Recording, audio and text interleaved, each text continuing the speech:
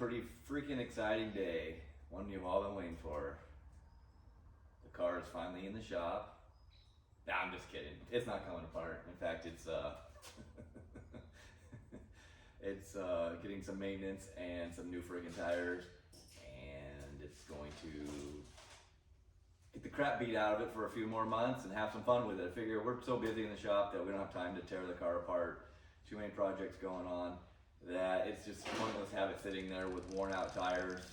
So we decided to put some tires on it, give it a once over, make sure everything's cool on it, and go and have some fun with it. So we've got the Orange Crush Camaro obviously going on, and it's making some good progress. And then for some reason we bring on stuff like this sniper install, and we got that car over there too. We don't want to talk about that one. Anyways, walking you through, we're just giving the thing a car once over, checking all the brakes and suspension and all the vitals on it. It's our rear setup. It's got a cool Watts link on it. Full floater, 9-inch on it.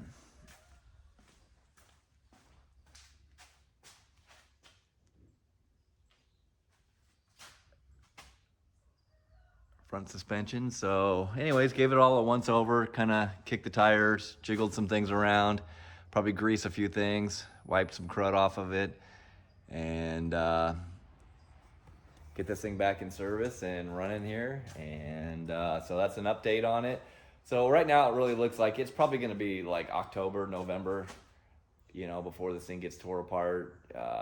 We just got a lot of races going on, a lot of stuff that, potentially we missed that, really should have been at. And we had 2 tires of the Falcon 615Ks. We had some rears. So I went out and bought some fronts. I know these aren't the latest and greatest, coolest tires, but apparently I'm not the latest and greatest, coolest guy in the world to get those tires. So anyways, we used what we got. So we got tires, have some fun. See you in the next video. All right, so the Camaro that is supposed to be off the road in pieces. It's kind of in pieces right now. So anyways, we found out what the problem was in the oil. It's this. Where are we at? There we are. These little pieces.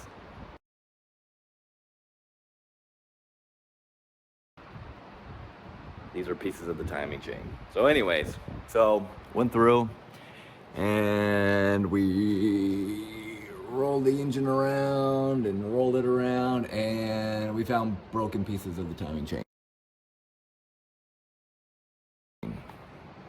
So when I pull that thing off, I'll show you, but we're gonna just put it back together and run it.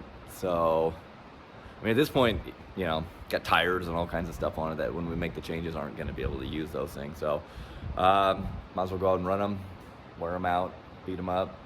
Hopefully it'll blow the engine up. I think the timing chain, it may have lasted a little bit longer. It probably might not have broken, but if it did, it really breaks things, bends valves and screws things up, and we really don't need that.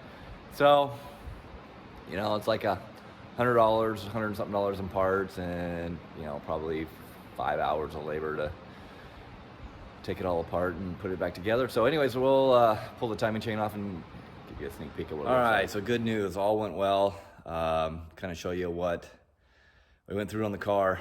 It's kind of crazy, but anyways, so yeah, we'll walk you through kind of what we found and what we did, what we fixed, what we replaced, and what we had to do to kind of put this thing all back together. So anyways, all right, as you can see, we kind of pointed out before, we found this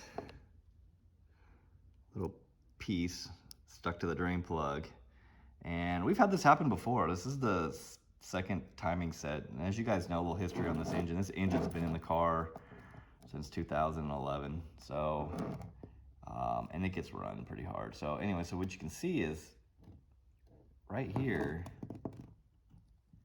the center link right here where my thumb's at is broken. You can see the pin there. So I put zip ties on it where this thing's broken, because it's hard as hell to find the ones that are broken on here. And there's 2 of them. You can see that one here, right here in the middle. It's broken. So really, on this link of the chain, you only have the two outer links that are holding the whole chain together. And the outer links are actually thinner than these center ones. So that sucks. And if you look at this thing, the chain's really stiff. And it's funny because I put this thing all back together and I grabbed this chain and I went, oh no. Did I put the wrong chain in here? Because this thing looks brand new. I mean, it's like shiny, clean, looks really good. But man, it's really stiff. And so I like, what the hell? So, this isn't a cheap timing set. It's a Trick Flow billet timing set. Where does it say that? There you go. Made in the USA. And that's one of these adjustable ones. I think the one I put in here is actually the same part number, but it actually had more different keyways and stuff in it. This one's got a Torrington bearing on the back. And yeah, so like I said, this is the second one. And again, the engine's been in the car forever. So what do you do? It gets beat on, and I think it has a lot to do with the on and off throttle. When you're autocrossing, man, you're on, off, bang, bang, bang. It's pretty hard on the chain, but I don't know. Maybe it should hold up better than that.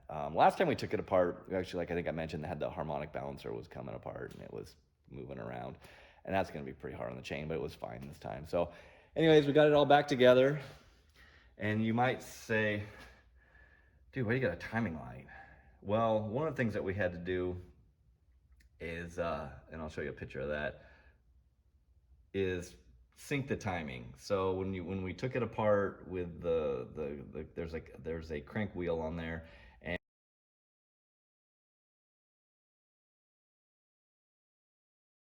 and when you put it back together, it could be off slightly, and so I actually had to go in the Holley software and do a timing offset. It was 3 degrees off. So basically in the Holley HP and all their other stuff, Terminator X and all the different stuff, you have a way to lock the timing at a set number. You set your dial back light on there, stick your timing, check the timing with the timing light, and then you can make adjustments in the computer, because there's not like an distributor or anything I can turn to do that. So it's all done electronically, which is pretty cool.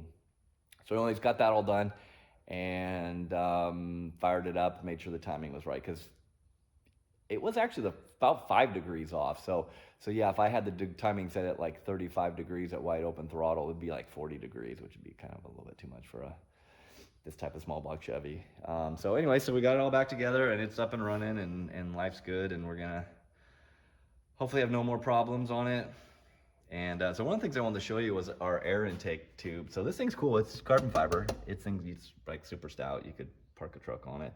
So our air intake comes out the front of the throttle body. It comes through the core support, and then it actually makes it makes 290, so 180 degrees back. And then our filter is right here in front of the radiator, and so it's always getting cold air, but also always getting bugs. So while I have it apart and stuff, I'm going to clean it. So it's actually kind of cool. It's just 4 screws, and